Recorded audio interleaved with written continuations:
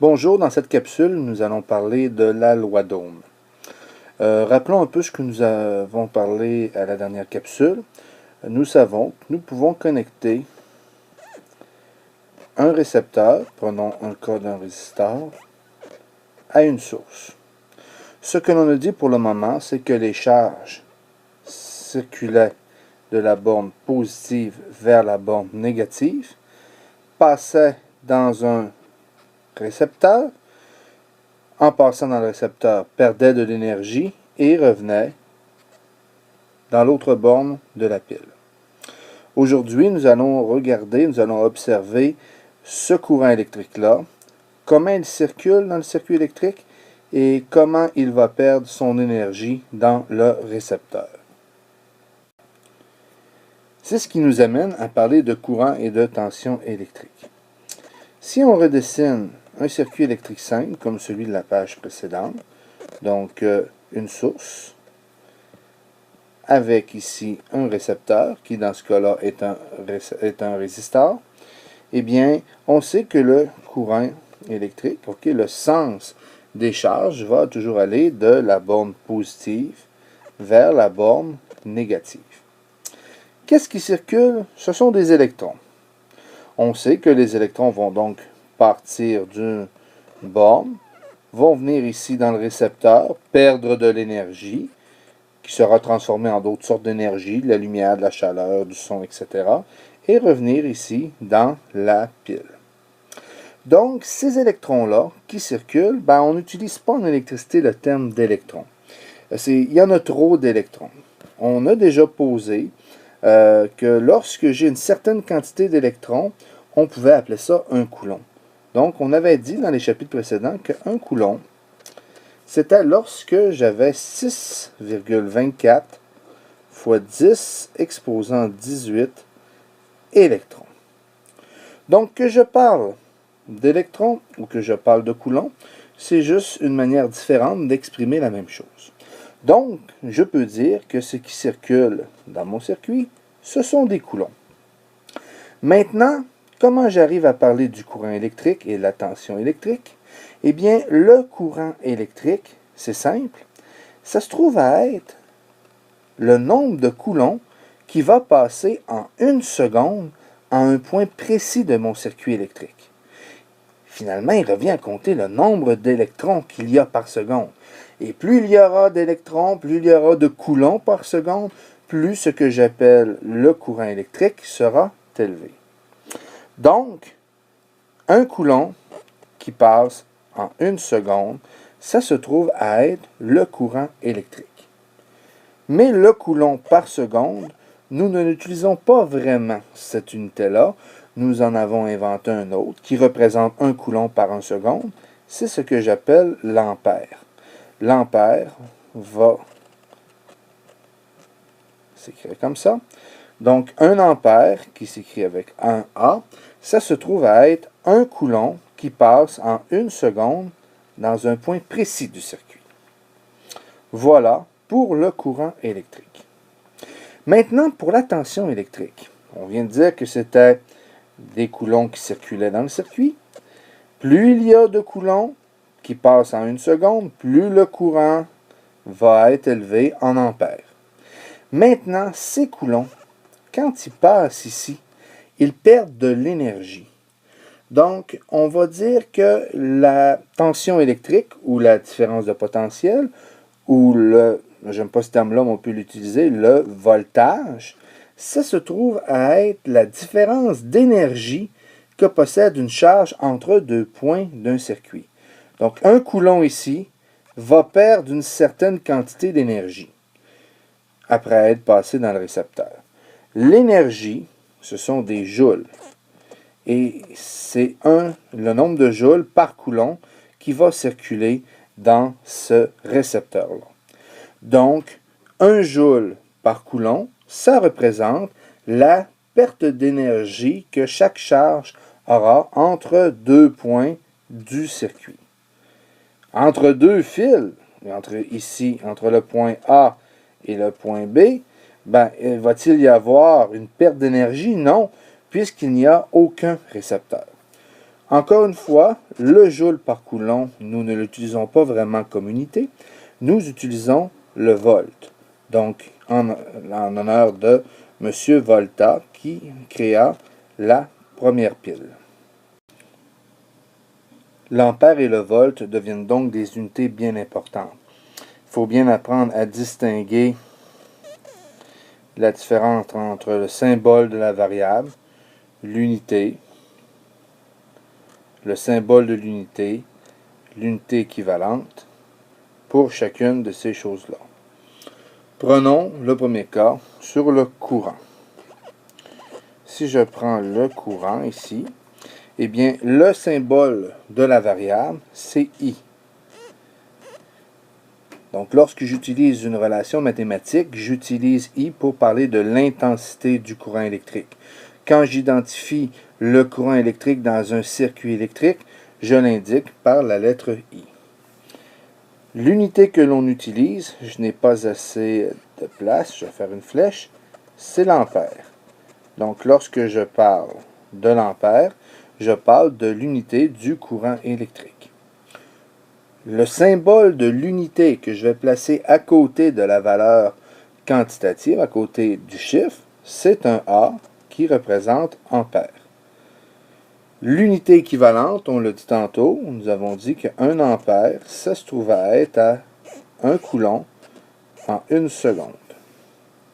Et l'appareil de mesure, c'est l'ampère-mètre.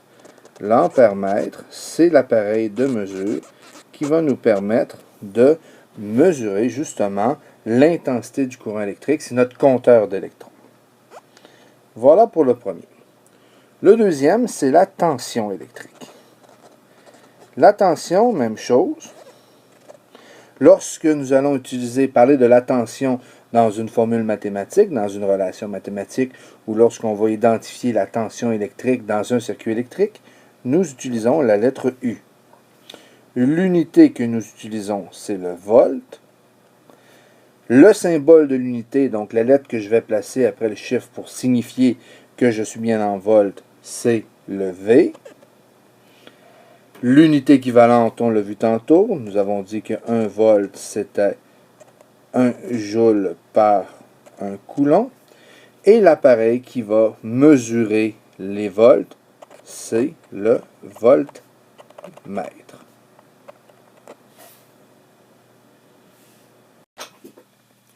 C'est ce qui nous amène à nous poser la question comment connecter un ampère-mètre et un voltmètre dans un circuit électrique.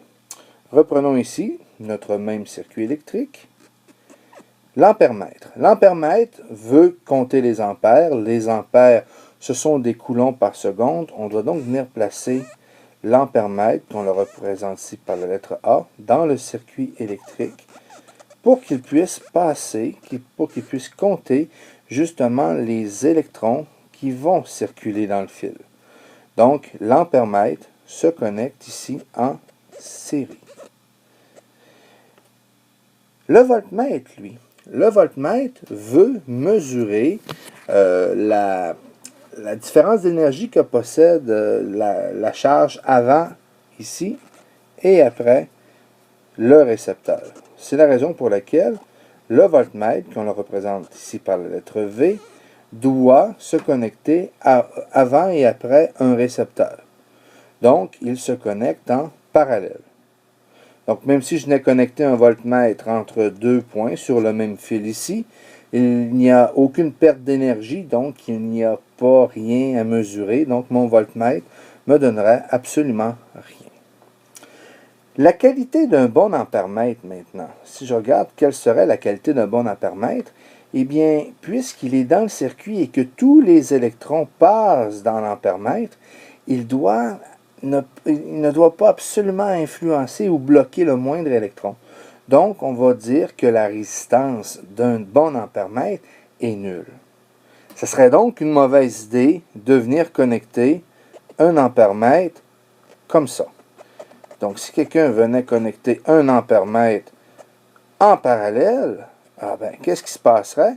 Les électrons partiraient de la source, arriveraient ici, deux chemins possibles, puisque l'ampère-mètre est en parallèle avec le résistor. Mais il y a un chemin ici qui offre une résistance, mais il y en a un ici, une voie royale, qui n'offre aucune résistance. Donc, on aurait un court-circuit et il n'y aurait aucun électron qui passerait dans ce résisteur-là. Donc, on viendrait complètement changer le circuit électrique. Même chose. Ici, le voltmètre, si on reprend le circuit, le voltmètre, lui, un bon voltmètre, devra avoir une résistance quasiment infinie. Parce qu'on ne veut pas, justement, on veut que les électrons continuent de perdre leur énergie ici, dans le récepteur. Je ne veux pas qu'il y ait des électrons qui commencent à passer par le voltmètre. Donc, un voltmètre idéal serait un voltmètre qui aura une résistance infinie, qu'il n'y a pas aucun électron qui passe dedans. Donc, ça serait une mauvaise idée de venir connecter un voltmètre ici, comme ça, en série. Pourquoi? Parce que ici, le voltmètre offrirait une résistance infinie, donc il n'y aurait absolument aucun courant, tout bloquerait ici, il n'y aurait aucun courant qui pourrait circuler dans notre circuit électrique. Donc, un ampèremètre, ça se connecte en série, et un voltmètre, ça se connecte en parallèle. George Ohm a donc décidé de prendre une source, la connecter à un ampèremètre, à un récepteur ici, avec un voltmètre, et de faire varier, ici on fait une flèche pour dire qu'on fait varier la source, et prenait à chaque fois le courant mesuré par l'ampèremètre et la différence de potentiel mesurée par le voltmètre. Donc ici on est d'accord que le courant qui passe dans l'ampèremètre c'est le même qui passe dans le résisteur.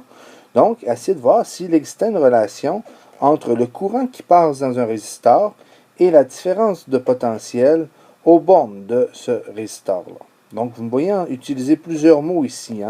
Des fois, vous m'entendez utiliser le mot tension électrique, des fois différence de potentiel, des fois, on peut utiliser voltage, je n'aime pas, et des fois aussi, pour différence de potentiel, vous allez entendre DDP, différence de potentiel. Donc, c'est ce qu'a fait M. Ohm. En faisant ça, il a mis ça sur un graphique. Donc ici, il y a deux droites, parce que, dans l'exemple que sur le graphique, il y a deux résisteurs dans lesquels on a vérifié justement s'il existait une relation entre l'intensité du courant électrique et la tension électrique. Donc ici, GU, ici, GI. Rapidement, on remarque ici que c'est une droite. C'est une droite qui passe par l'origine. Donc, en mathématiques, vous avez vu qu'une droite qui passe par l'origine peut s'écrire f de x est égal à ax, où A est le taux de variation. Eh bien, nous autres, en électricité, nous avons ici en abscisse l'intensité, en ordonnée, nous avons U, et le taux de variation A, nous l'avons appelé la résistance. Ce qui fait que ici, si je l'écris, f de x, ça se trouve être l'ordonnée, c'est U, est égal à la résistance comme mon résisteur, c'est le taux de variation, multiplié par x, qui se trouve à être ici mon abscisse, donc R fois I. Nous avons ici découvert la loi d'Ohm. Ça veut dire que si je connais des U, R, je peux trouver I. Si je connais deux informations sur les trois, je peux trouver la troisième. Donc, R, c'est la résistance. Mais qu'est-ce que la résistance? La résistance, ça se trouve à être, si j'isole avec ce que j'ai ici en haut, U sur I. Et si je regarde les unités de U sur I, ce sont, je vais écrire la suite ici, ce sont des volts sur des ampères.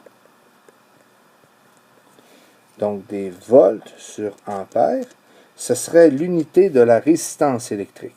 Nous avons utilisé le symbole oméga et nous l'avons appelé ohm. Donc, la résistance se calcule en ohms. Faisons un exemple. Donc, regardons ces deux exemples. Supposons ici, premier exemple, j'ai un circuit dans lequel va circuler, disons, 1 ampère. Donc ici, je marque 1 ampère dans l'ampère-mètre, c'est ce qu'il mesure, et qui mesure une différence de potentiel ici aux bornes du résisteur de 10 volts. Quelle serait la résistance de mon résisteur? Eh bien, U égale à RI, c'est la loi d'Ohm. J'isole simplement R là-dedans. Ça me donnerait que R est égal à U sur I. Donc, U, ça se trouve à être 10 volts, divisé par 1 ampère. Eh bien, ça me donnerait ici 10. Et des volts ampères, ce sont des ohms. Donc, ma réponse serait que la valeur du résisteur est de 10 ohms. C'est le symbole oméga. Maintenant, on pourrait le faire aussi graphiquement. J'ai repris exactement la même chose qu'à la diapositive précédente. Et posons-nous la question, quelle est la valeur ici du premier résisteur et d'un second résisteur? Donc ici, ce serait R1 et ici R2. Eh bien, R1, il n'y a rien qui change. R, c'est toujours U sur I. Eh bien, prenons ici ce point-là.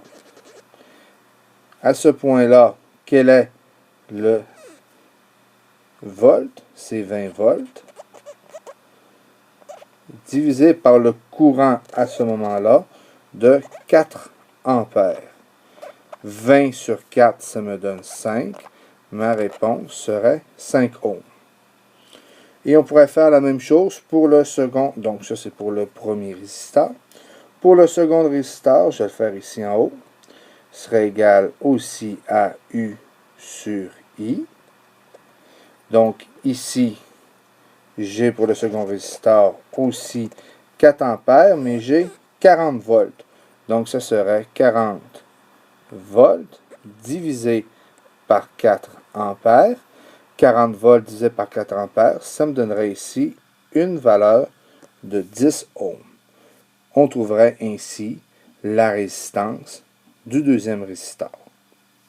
Voilà pour cette capsule.